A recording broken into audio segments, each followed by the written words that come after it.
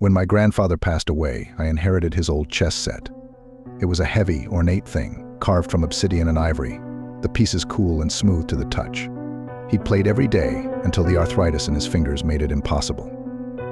My grandmother used to say that he always had an opponent, though I'd never seen him play with anyone. I wasn't very good at chess, but something about that set called to me. I'd found it in the attic, buried under old books and newspaper clippings, an ancient note tucked into the lid to play with the master. Simply begin. I figured it was some kind of challenge to the future, so I set up the board one evening in my dimly lit apartment and sat across from the empty chair, placing the pieces carefully, almost ritualistically. The moment I placed the last piece, I felt something shift in the room.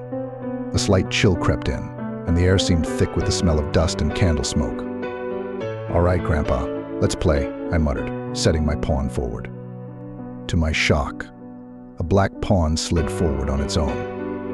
I stared, heart pounding, but chalked it up to imagination, a trick of my tired mind. With a laugh, I moved my knight.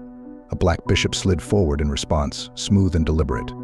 Each time I moved, the board seemed to react before I could even reach for my next piece. The eerie quiet in my apartment deepened, and I could almost feel eyes watching me from just beyond the shadows. After a few moves, I felt the room shift again, a pressure building, like the sense of a storm about to break. The black pieces moved with swift, calculated precision. No matter how hard I tried, it was as if I was being pulled into traps. I could almost feel the mocking intelligence on the other side of the board. The game stretched on, and each piece I lost felt like a pulse of dread that rippled through me. Then I noticed the pictures on the wall, my family photos, the ones I hadn't looked at in a while. Each one seemed different. Faces in the background I didn't recognize. People I'd never seen before, all dressed in black. Each time I lost a piece, they seemed to get closer.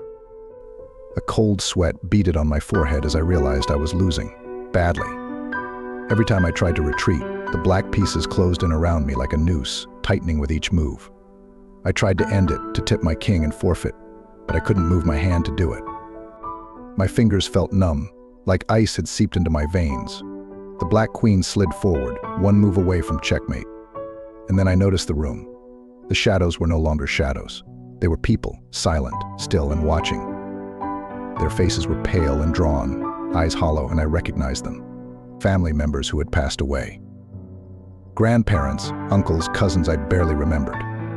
All of them stood around the table, gazing at me with a hunger that gnawed into my chest. With trembling hands, I made my final move, sacrificing my rook in a desperate attempt to stave off defeat. The black queen slid forward, taking my king with a final, chilling click. The room grew deathly quiet. Then the chair opposite me creaked, as though someone had finally sat down. I could feel a presence now, heavy and suffocating, and the smell of old cologne filled my nostrils, the same my grandfather used to wear. The lights flickered.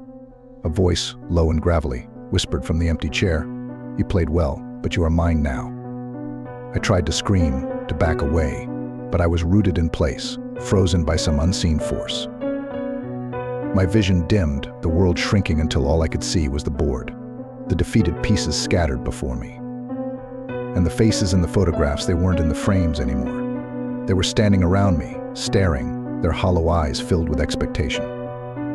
The last thing I saw was the black queen, gleaming in the dim light, as my vision faded and the darkness claimed me. In the morning, my apartment was empty. The chess set sat in its case, dust settling over it like it had never been touched. The only trace of me was my photo on the wall, a new edition, showing me sitting at the board, staring forward with hollow, haunted eyes, waiting, it seemed, for my next opponent.